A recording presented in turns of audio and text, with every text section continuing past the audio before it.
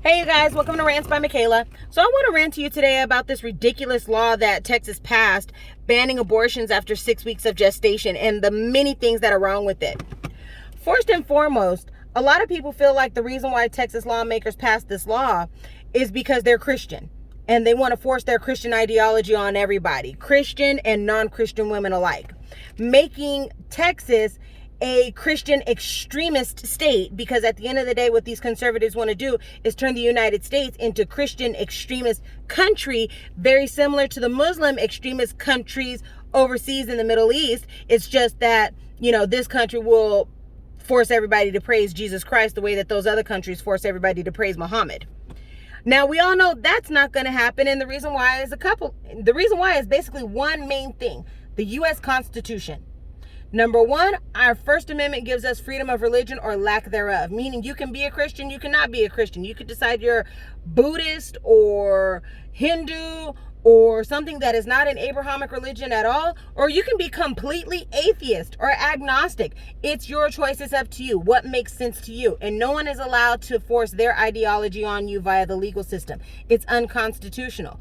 We know this because our U.S. Constitution mandates the separation between church and state. It's not a suggestion. It's not advice. It's not negotiable. It mandates the separation of church and state. So if you create a law based off the basis of your religious ideology, it automatically is unconstitutional and will be repealed.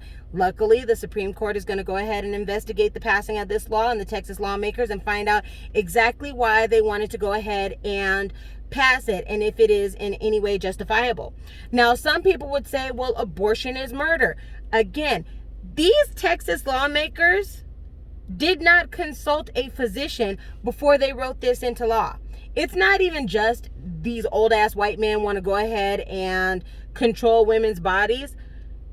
These guys have absolutely no medical background at all whatsoever, nor are they women, so they don't know from experience what happens with a woman's body to be able to be creating laws like this, to justifiably create laws like this. First and foremost, if any one of these guys had consulted a physician who specializes in vitro fertilization, they would have learned two things. The first thing is a heartbeat can be duplicated inside of a petri dish. I didn't know that either until I did a little bit of research. So during in vitro fertilization, if a woman cannot conceive naturally, what doctors will do is they will take 6 eggs out of the ovary, they'll put it in a petri dish, and then they'll put sperm in the petri dish so that the sperm will fertilize the eggs. And then a heartbeat can actually occur inside of that petri dish before they've even gone ahead and decided to implant those eggs inside of the uterus. Now, implantation is not the same thing as conception. You can shoot the fertilized eggs into the uterus. It doesn't mean they're going to attach to the uterine wall and the woman is going to get pregnant. But what that means is that a heartbeat is not a valid indicator of life. Because the heartbeat can be duplicated outside of the uterus, it means that life does, number one, not start at conception, because there are fertilized eggs that can still be attached to the uterine wall and not have a heartbeat. It's still conceived, but there's no baby. Number two, a heartbeat can occur outside of the uterus without conception, which means neither conception nor heartbeat are valid indicators of life. The second thing is, if they had consulted even at least one OBGYN, they would have learned that from day one to the end of week 8, that is not a baby.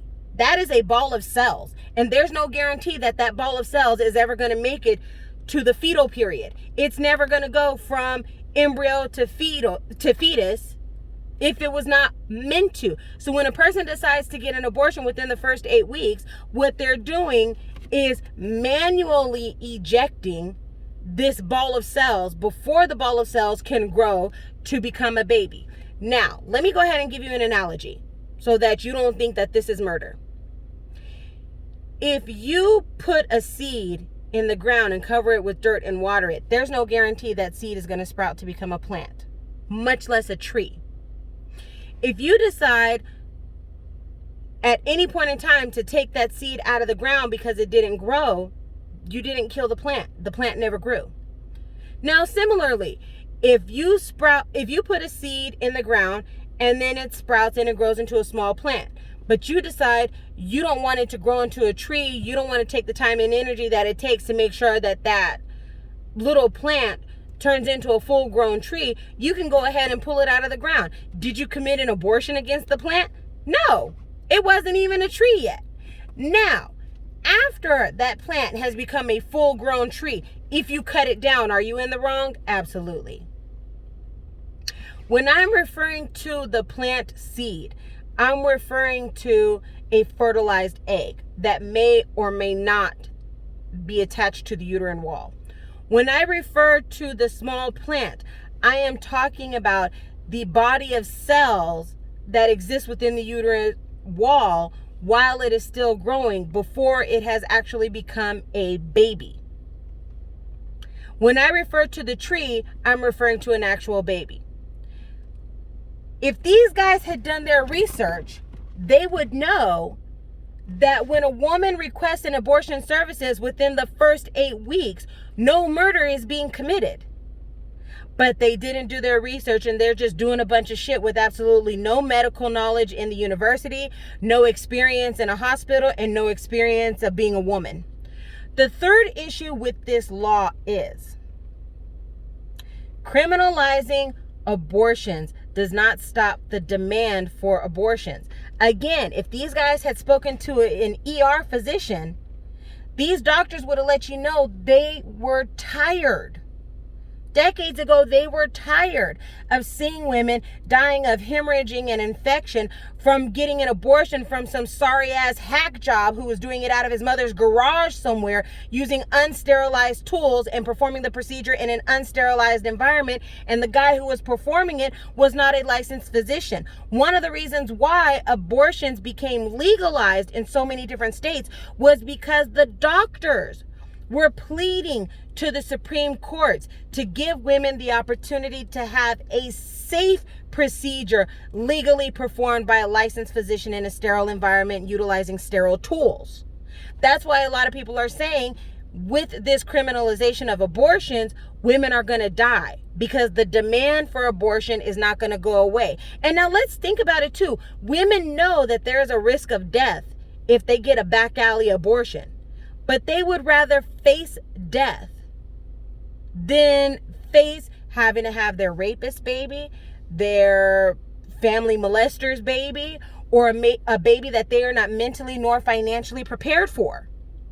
So these guys didn't do their research as to the fact that the reason why abortion services were legalized is because the doctors were tired of the ongoing PTSD from seeing these women coming in and dying in their emergency rooms, and they felt like it would be better for the sake of the mental health of the physician and the health of the woman to get the procedure done by a licensed physician. So just as conservatives talk about when Democrats want to establish laws of gun control, it doesn't take guns off the streets. It only puts criminals in a position where they will easily access guns, but law-abiding citizens will have it made harder for them to access guns. Well, same thing when it comes to abortion services. By banning abortions, you're going to make it easy for unlicensed criminals to perform abortion services in their living room, in their garage, in a back alley, wherever, rather than allowing licensed physicians to perform safe and legal abortions inside of a medical facility. So nothing about this law makes any sense. Either it is unconstitutional because it was enacted off the basis of religious ideology.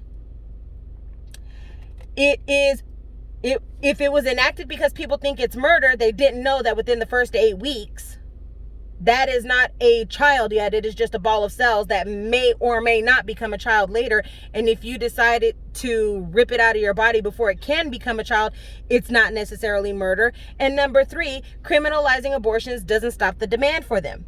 So this whole law was absolutely ridiculous. I can't wait to see what the Supreme Court's findings are after the investigation, and hopefully this law gets repealed, as well as the other laws that are being enacted in other states banning safe and legal abortion services for women.